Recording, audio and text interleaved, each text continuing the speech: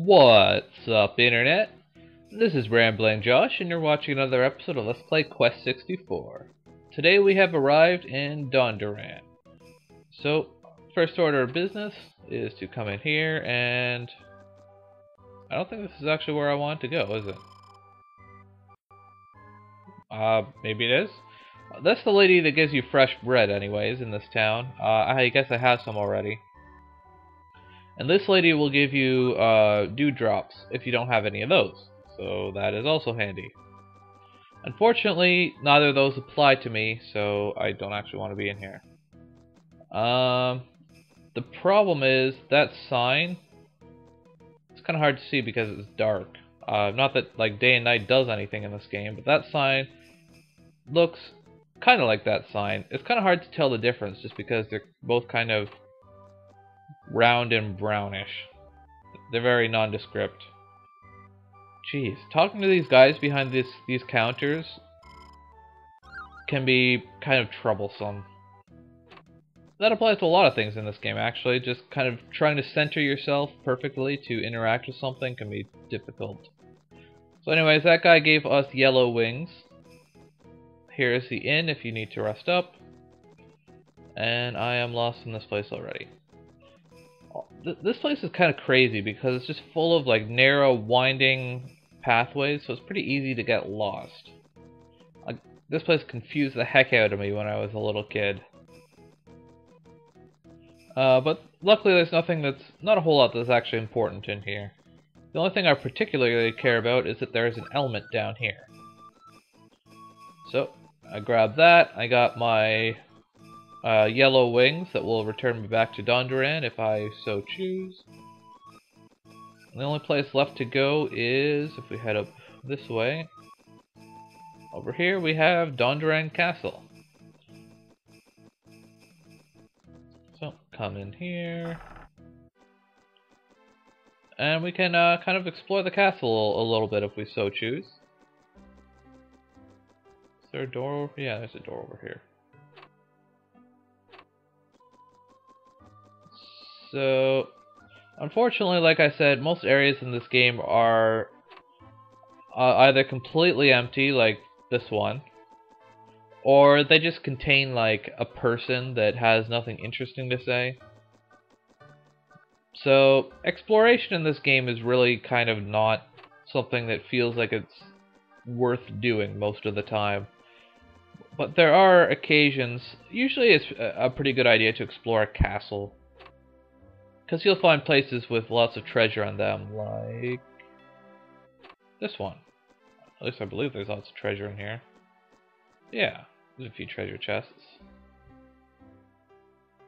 And like I said, it can be kind of hard to align yourself perfectly to interact with objects sometimes. Come on, you can do it. There you go. Good boy, Brian.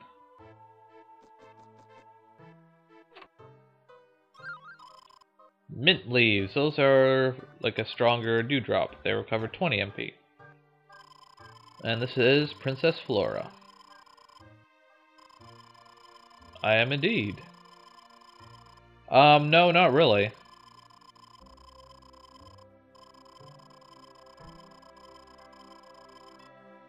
I do like rewards.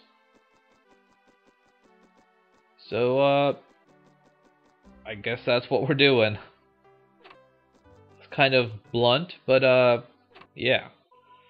That's one of the biggest, one of the big problems with this game.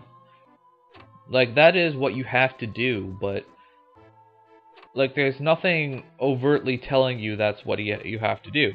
Like, obviously you can talk to that princess, but if you don't happen to explore this castle, like, I mean, technically you don't even have to come to Dondoran.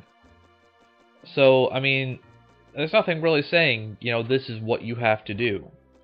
The guide, the Grand Abbot at the beginning of the game just suggests that you head to Dondoran. And the people here just suggest that you go catch this thief. So it's kind of, I don't know, it's just kind of silly. There aren't really any, like, scripted events or anything in this game. Well, I mean, I guess there's a little bit, but like it's a very linear scripted game without a whole lot of actual scripting to like guide you through it. So it's pretty annoying, honestly.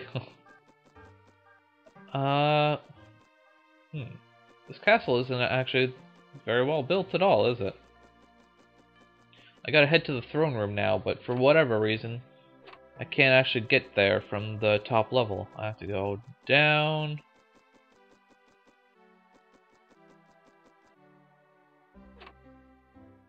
Back to the main hallway.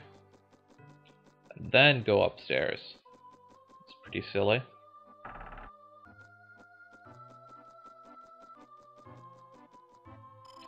And King Scottford, Lord of Dondoran. Bartholomew? I thought his name was Bartholomew.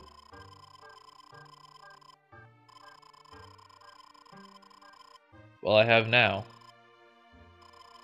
I love how he just says that. Like, it's not a question, it's, you have learned of, you have heard of this thief.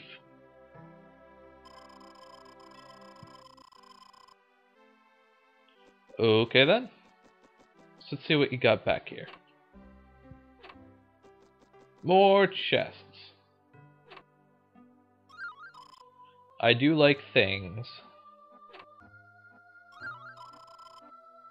So, got a couple pieces of fresh bread, and over here,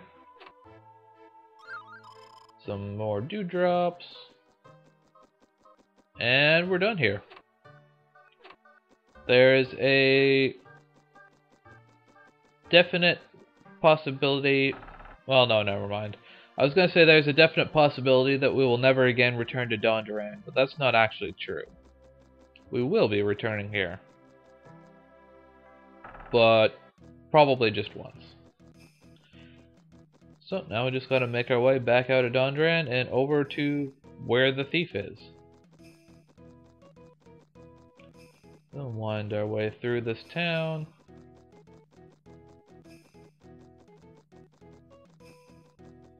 This is something that we're gonna have to get used to in this game, unfortunately. Just kind of mindlessly wandering down linear paths. So if we take a look at our if we take a look at our map, down to the south we have the Connor Forest, which is where we want to go. So, I suppose I should probably take some time to kind of talk a little bit about how character progression works in this game. One of the things that you'll be seeing a lot is after every battle, I'll just be casting a whole bunch of healing spells to regenerate my health. And that's, I mean, the point of that is fairly obvious. It restores your health, but it's actually twofold. I'm in the middle of talking, so I just want to run from this fight. If it will actually let me. You hit me. So, the way progression works in this game is you'll see on our main status page, we have a whole bunch of little categories here. HP, MP, defense, and agility. And those each have a percentage. And that percentage, it says experience, so that denotes how close you are to that stat going up. So in battle, whenever you take damage, your defense goes up. Your agility goes up as you run around the world map and such. Your MP goes up as you cast spells. And your HP goes up as you take damage and you hit things with your staff. So that's one of the advantages to using healing, is if you look, we have 27% experience, cast a spell, and it goes up to 29%. So casting a lot of healing spells will increase, it's a good way to increase your magic points. Which is pretty important, because you definitely want to have a lot of MP in this game. I mean, that should kind of go without saying, because you're like a magician, so you need a lot of spell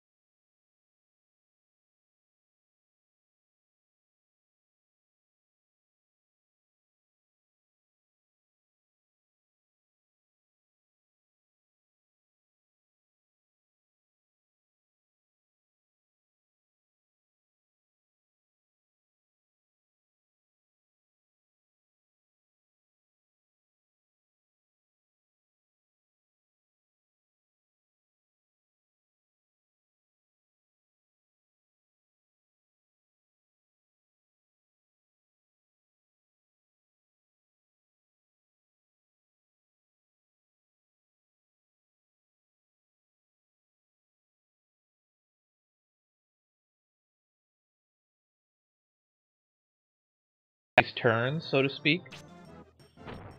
So if you have one strong enemy and two weak enemies, it might be like the strong enemy goes and you go, and then a weak enemy goes and you go, and then another weak enemy goes. So you're kind of forcing the weak enemies to get more turns and the strong enemy to get fewer turns. And at the same time, the stronger enemy is the one that you're killing. So once he's done, only the weak enemies are left. So that last fight didn't go super well, but I can recover fairly easily just by walking around, and if I do get into a fight, it's pretty easy to run away. So this whole area that I've explored here, there's a couple spirits down here obviously, and some dewdrops. And there's a big door here, but this is the door going on to like the next area of the game. And obviously we can't go down that quite yet, because we have to bring that dirty thief to justice. Which we will do on the next episode. Well, maybe not the next episode, but in the future. We will continue exploring the Connor Forest in the next episode of Let's Play Quest 64. Catch you later.